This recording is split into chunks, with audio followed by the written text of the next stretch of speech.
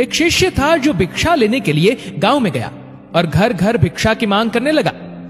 भिक्षाम देही, भिक्षाम देही। भीतर से जोर से दरवाजा खुला और एक बड़ी बड़ी दाढ़ी वाला तांत्रिक बाहर निकला और चिल्लाते हुए बोला, मेरे दरवाजे पर आकर किसी और का गुणगान करता है, कौन है यह समर्थ? शिष्य ने गर्व से कहा, मेरे गुरुजी महाराज जो सर्व समर्थ है। तांत्रिक ने सुना तो क्रोध में आकर बोला कि इतना दुस्साहस कि मेरे दरवाजे पर आकर किसी और का गुणगान करता है, तो देखता हूं कितना सामर्थ्य है तेरे गुरु में। मेरा श्राप है कि तू कल का उगता सूरज नहीं देख पाएगा, अर्थात तेरी मृत्यु हो जाएगी। शिष्य ने सुना तो देखता ही रह गया और आसपास के भी गांव वाले कहने लगे कि इस तांत्रिक का दिया हुआ श्राप कभी भी व्यर्थ नहीं जाता।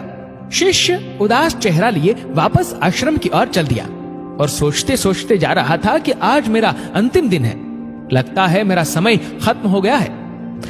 आश्रम में जैसे ही पहुंचा, गुरुजी महाराज हंसते हुए बोले, ले आया भिक्षा? बेचारा शिष्य क्या बोले।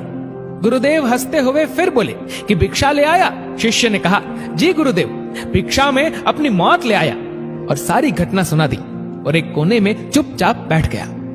गुरुदेव बोले, अच्छा चल भोजन कर ले। शिष्य ने कहा, गुरुदेव आप भोजन करने की बात कर रहे हैं और यहाँ मेरे प्राण सूख रहे हैं। भोजन तो दूर, एक दाना भी मुंह में न जा पाएगा।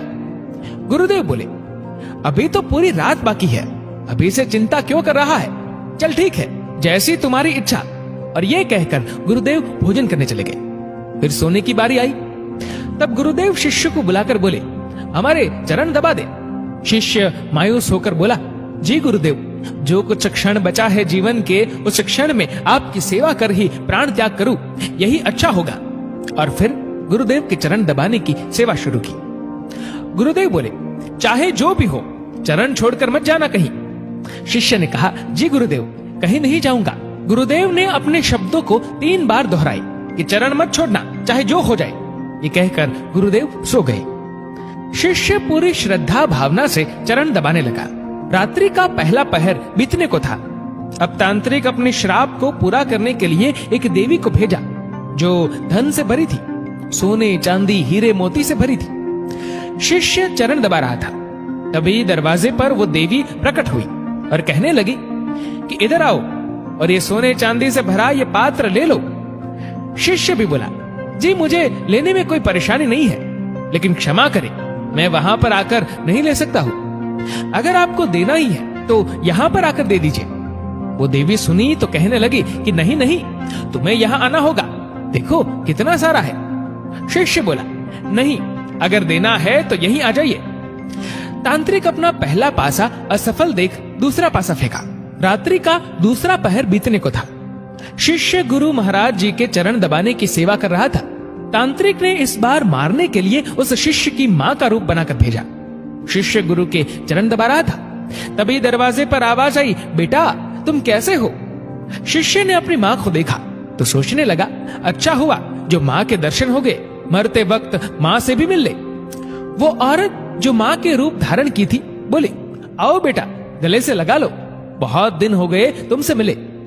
शिष्य बोला, क्षमा करना मां, लेकिन मैं वहां नहीं आ सकता क्योंकि अभी गुरु चरण की सेवा कर रहा हूं, मुझे भी आपसे गले लगना है, इसलिए आप यहीं आ जाओ। फिर वो औरत देखी कि चाल काम नहीं आ रही है तो चली गई। रात्रि का तीसरा पहर बीता और इस बार तांत्रिक ने यमदूत रूप वाला राक्षस भेजा। राक्षस पहुंचकर शिष्य से बोला कि चल तुझे लेने आया हूं, तेरी मृत्यु आ गई है, उठ और चल। शिष्य भी जल्लाकर बोला, काल हो या महाकाल, मैं नहीं आने वाला। अगर मेरी मृत्यु आई है तो यहीं आकर ले जाओ मुझे, लेकिन गुरु के चरण नहीं छोड़ूंगा, बस। फिर राक्षस भी चला गया। सुबह हुई, चिड़िया अपनी घोंसले से निकलकर चहचहाने लगी, सूरज भी उदय हो गया। गुरुदेव महाराज जी नींद से उठे और बोले कि सुबह हो गई। शिष्य बोला, जी गुरुदेव सुबह हो गई। गुरुदेव ने कहा, अरे तुम्हारी तो मृत्यु होने वाली थी ना, तुमने ही तो कहा था कि तांत्रिक का श्राप कभी व्यर्थ नहीं जाता, लेकिन तुम तो जीवित हो। गुरुदेव हंसते हुए बोले। शिष्य भी सोचते हुए बोला, जी गुरुदेव लग तो रहा हूं कि जीवित हूं। फिर सारी घटना याद की रात्रि वाली, फिर समझ में आया कि गुरुदेव ने क्यों कहा था कि चाहे जो भी हो जाए चरण मत छोड़ना। शिष्य गुरुदेव के चरण पकड़कर खूब रोने लगा। बार बार यही कह रहा था, जिसके सर पर आप जैसे गुरु का हाथ हो उसे काल भी कुछ नहीं कर सकता है। गुरु की आज्ञा पर जो शिष्य चलता है उससे तो स्वयं मौत भी आने से एक बार नहीं अनेक बार सोचती है। और जब शिष्य गुरु आज्ञा का उल्लंघन करे तो उसकी रक्षा ईश्वर भी नहीं करता और प्रकृति दंड देने को तत्पर हो उठती है। स्वयं भगवान श्री कृष्ण गुरु की आज्ञा सिर पर ले चले, स्वयं प्रभु राम गुरु की आज्ञा पर चले। सद्गुरु में ही सामर्थ्य है कि वो प्रकृति के नियम को बदल सकते हैं जो ईश्वर भी नहीं बदल सकते हैं, क्योंकि ईश्वर भी प्रकृति के नियम से बंधे होते हैं लेकिन सद्गुरु नहीं।